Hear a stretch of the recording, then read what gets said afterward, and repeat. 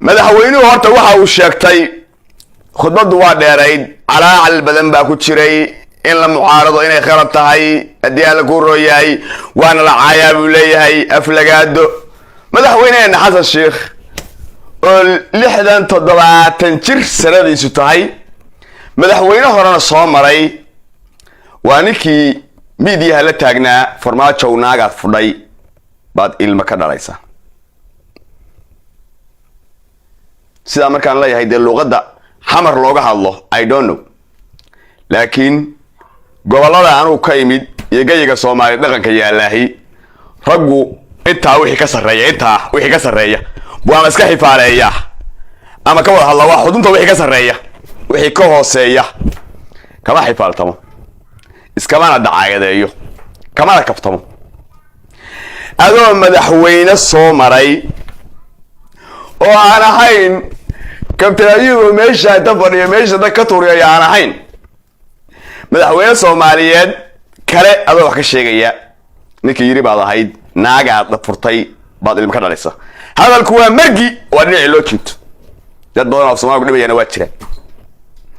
ninkii waxa sameyn jiray mucaaradnimada tiimkiisa inta adaab la dhihi jiray farmaajo waa mareexan ayaa maanta nooga sheekaynaya mucaaradnimadu inay wax xun tahay arskud madaxweynuhu sidoo kale waxa uu ka hadlay kelmad ah tuugnimo midda aan raba maanta inaan ka jawaabana waa midda ilma adeerayaal fariintaasi qaan bay idinku tahay iga gaarsiiyay madaxweynuhu sii sheegay madaxweynuhu wuxuu yiri tuugnimo nin hanti dawladda dhacay kii qariya waa wuxuu yiri kii adiyaal ku reey mas'uul dawladeed oo qariyana waa kalkal markaanti baan kaaga ahay hanti dawladda wixii dhacay inay tuug waliba ku xun yihiin laakiin madaxweyne bas dadkan shacabka dhageyso anigu kaaga jawaabayo su'aasha madaxweyne marka islaantaadi marwadaadi madaxweynaha marwadayadi weeye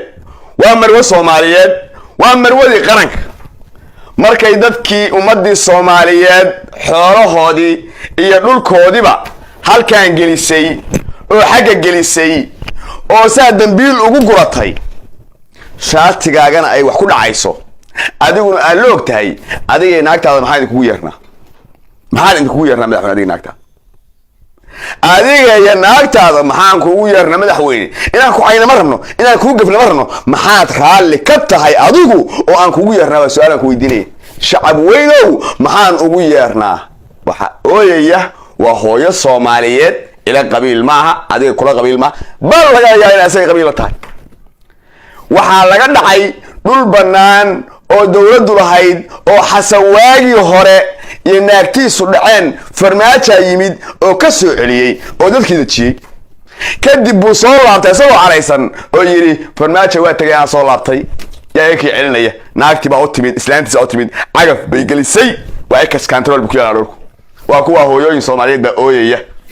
meelay caruurta geystaan ma haystaan madaxweynuhu waa kii u dhaartay dadkan wixii dayacan inuu meel geyn lahaa xaq wuxuu u leeyahay qofkii Soomaaliya muwaadin Soomaaliyeed dayacan hadduu waayo meel u geeyo inuu soo kaxayo dhaho madaxtooyada ila deg waxa uu leeyahay waa hadii damiirku shaqeynaya weyn caalamka dawladdu maxay waa adeegaha shacabka weliga ma aragtay dad leeyahay dhulkii dawladda waa laga saaraya dhul lama haystaan meel deegaan ma haystaan wax gal loo saaraya marka miyaysa dadka u dhalan yaa xil ka saaran yahay hadaysan xalad dawladda ku jidhay oo hadii aan la ku rooyahay laga saarayo yaa xil ka saaran yahay inuu baylaha ka xareeyo dadka u dhaartay ma qabiilkeeda u dhaartay xasanada u dhaartay islaantaadi weeyana waxa dhulkiina gadanaysa hadii aan la ku rooyahay dadkiina dayacaysa adiga islaanta maxaan ku yeernaa marka tuug tabadagoysa oo islaam ahayn oo munaafiqa in lagu yeero afkaaga raali iga tiri adaana yiri tuug waxaan ahayn lagu yeeri karo adiguna tuug baa tahay islaantaaduna waa tuugo ee ummadda dhibka ka daa madaxweyne ku sacbin mayno ka taar sagaalida ku garaacmeen mucaaradnimada shalay markaad mucaaradka ahayd ee aad farmaajo waama reexaan kacaad lahayd intii aad oran jidhay ka badan oran mayno bal qaybtood waa la xishoonaynaa naagtaada isfudheen iyo ilmaha ka dhashay ku oran mayno xaasha wajud waa wixii aad oran jidhay adu naaga qabtaa ilma ka dhalaysa madaxweyne aad oran jidhay annaga ku oran mayno balse waxa la hadayaan u jeedno gacantaan kugu tilmaaminaaye madaxweyne isku xishood madaxweyne yaxya 4 sano hal sano ay barba hadda sii gudubtay ma waxa rabtaa inaad nagu dhamaysid adoo khudbaynaya in waqtigu dhaco hebel waa toog musuq aan dagaalamayna oo musuq adu ka hadlo adu ku dhabaad yaal dagaalamaysa maadaas la dagaalamaya madaxweyne madax bas ka dhufad intaas jaradu adu madax isgo tu ka weyn ma jiro islaantaada dumar kale islaantaada ugu tuugsan ugu big ah ragana ugu tuugsan sababta adaa shaati ba ku dhacaysa shacabku ay ka baroonaya anagu xamar ma joogo muuqaal lama soo duubin islaanta ooyaysan hooyaday ma aha adayba ku xigtaayo aday qabiil kula tar balse xaq baan u leeyahay inaan u hadlo warkeedana fogeeyo oo aan ku soo gaarsiiyo madaxweyne tuuganimada guriga ka bilaabanaysa musuq guriga ka bilowda islaantaada tuuga adigii baa tuuga gabadhaadi baa tuuga wiilkaagi baa tuuga sodohada tuuga sodogaba wixii ala isku meeray madaxweyne adoo xishoonaya marka dadku waa dad wax fahmay waa ku yaqaanaan in helo hudaan in culus way ku yaqaanaan familkaaga yaqaanaan magacaagi shaatiga wax ku dhacaya ama dhihi kara maanta islaanta wax dhacaysa ma ogi hooyada qaylinaysa ex control ka qaylinaysa warkeeda ma maqlin ama dhahaysa inta hadan dhahaysid soo hadal hadii kalena tuug aan nasab ahayn ee umro dooxa ee hadii alla ku rooyahay aan waxba reebayn ee ayaxa ee dirindira ee kud iyo qanca baata ilaahay baan marxaanti gashanaya in shacabka Soomaaliyeed inaan dambi leeyo qorayn inaan tuug ku iraahdo adiguna tuug tahay islaantaadu tuuga tahay kala labayn mayo intaan adiga ku raali galin lahaa shacabka inaan raali galiyo xaq u leh xasan marka khudbadaadii intaasaan ka ayri tuugan adiga ahayn ma jiree marka hore adu iswaani isxisaabi kadibna umada xusheeg sanadkee laba sano wax dhimaan ku hadhayna waxaad ku talagashay ku dhameysatid khudbad xagee ka dhacday tuug baa xaga maray xagee ma tuug ma aragtay nugu dhameeyadu waa anaguna markaa dhuusi daagaan soo dhigeen mucaaradkaas ay ahayd mid la midanahay waliba waa ka naastahanahay annagu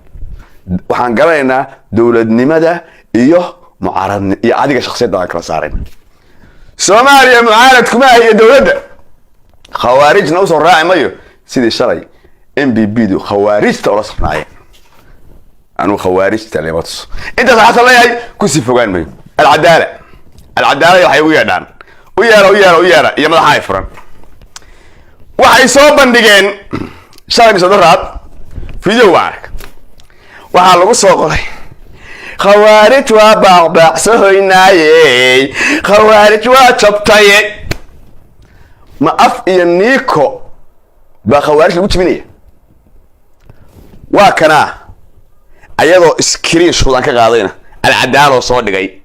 iyo heerada madaxa furan video ay ku faanayaan boorto video waa kane ila daaway ku faanayaan